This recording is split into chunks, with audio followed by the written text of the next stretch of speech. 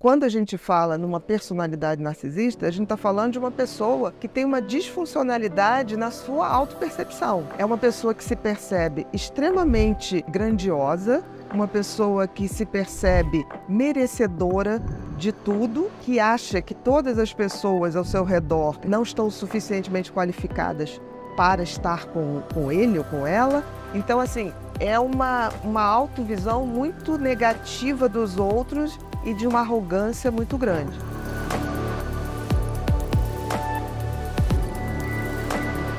Eu acho que a gente tem que entender que o narcisismo é um transtorno de personalidade, ou seja, novamente aquele conceito que antes de ser uma doença é uma maneira da pessoa existir nesse mundo. No caso do narcisista, quando a gente fala numa personalidade narcisista, a gente está falando de uma pessoa que tem uma disfuncionalidade na sua autopercepção. É uma pessoa que se percebe extremamente grandiosa, uma pessoa que se percebe merecedora de tudo, que acha que todas as pessoas ao seu redor não estão suficientemente qualificadas para estar com ele ou com ela. Então, assim, é uma autovisão muito negativa dos outros e de uma arrogância muito grande.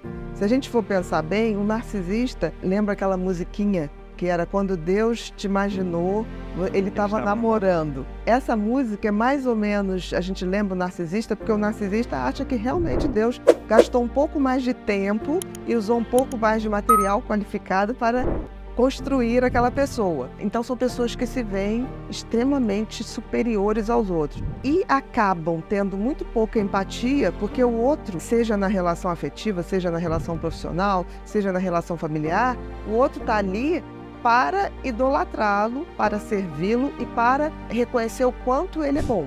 Então, é uma relação que pode tender, e na maioria das vezes tende, para uma relação abusiva com quem ele se relaciona. Ele está sempre certo, né, Bia? Ele está sempre certo, e mais do que está certo, ele está sempre querendo que você reconheça. Admirá-lo, mas admirá-lo de uma forma quase idolatria.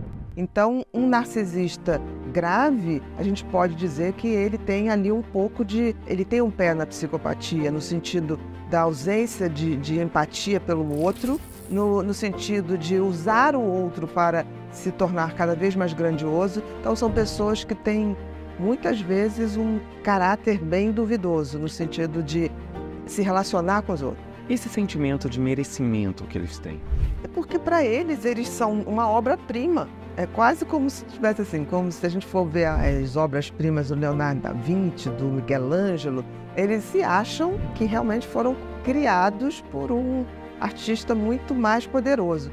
É muito chato se relacionar com um narcisista, porque ele é a autorreferência de tudo. Ele é a autorreferência do que é bom, do que é maravilhoso. É uma arrogância muito grande.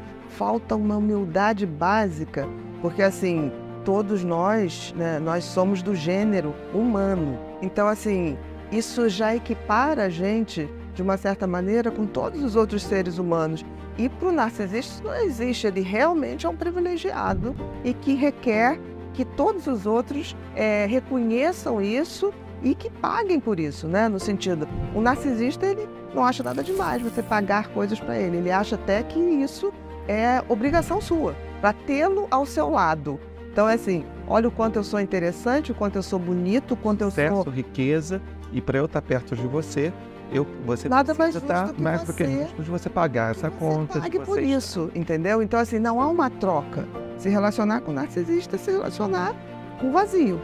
E quando você fala de relacionamento, aí a gente já abre um leque, porque o povo gosta desse tema, né? Como a gente consegue identificar se eu estou me relacionando com um narcisista de um psicopata? Aí é o tamanho da frieza e as atitudes. O psicopata, ele cai numa perversidade. O narcisista nem tanto. O narcisista, ele cai muito mais numa utilização do outro. E ele não percebe, assim, que ele está sendo mal, né? Ele acha que é sempre bonzinho, né? Já o psicopata, ele tem esse prazer. Não, o psicopata, ele sabe que ele é mal, que é um predador. Já o narcisista, e ele não, ele quer ser sempre... O narcisista, ele realmente acha que as pessoas devem a ele. Qualquer tipo de paparico, qualquer tipo de privilégio, ele se acha merecedor. E é interessante porque muitas escolas de psicologia colocam o narcisismo como uma pessoa com uma autoestima baixíssima. Eu tenho umas dúvidas em relação a isso. Eu acho que a autoestima baixíssima é de quem se relaciona com o narcisista. São os parceiros, são as pessoas que estão ali e que entram nessa coisa de achar realmente que tem Eu acho que é a vítima do narcisista. mito, né? Eu acho que é a vítima, porque eu acho assim, eu acho que mais do que uma baixa autoestima, o narcisista ele tem uma necessidade de ser centro, de ser idolatrado. E eu acho que isso acaba construindo uma visão de si mesma de que ele realmente é grandioso. Ele não se vê como uma pessoa que precisa aprender mais, que precisa saber mais. Ele não tem humildade do aprendizado, de trocar, por exemplo, uma pessoa pode se relacionar com uma pessoa que não é tão bela no conceito, mas é uma pessoa muito interessante, que te dá conteúdo, que te dá boas gargalhadas. Para o narcisista não existe isso. Para o narcisista, o outro é obrigado a satisfazê-lo a todo tempo e, de preferência, pagar por isso, porque ele é uma companhia absolutamente agradável, na opinião dele. Então, eu questiono muito essa questão da autoestima. Eu acho que é uma disfuncionalidade de autopercepção. E esse conceito de mãe narcisista? Cai na mesma questão. Ser filho de uma mãe narcisista é muito difícil, porque aquela pessoa que tem que ajudar a construir a sua estrutura, a sua autoestima, a sua autopercepção, ela vai dar muito pouca atenção para isso, porque ela vai demandar desse filho uma atenção exclusiva. Tipo assim, quanto mamãe é boa, quanto mamãe é maravilhosa, e é muito difícil. E aí a gente identifica muito assim, aquele adulto de hoje, quando ele está inseguro, e quando você vai buscar na famosa linha do tempo, né, aquela coisa que os pais, a mãe sempre colocou, você não vai ser nada, sou eu que estou te ajudando. Então tem um pouco disso, né, essa pessoa. Eu acho que tem 3 tipos de mãe que são muito difíceis.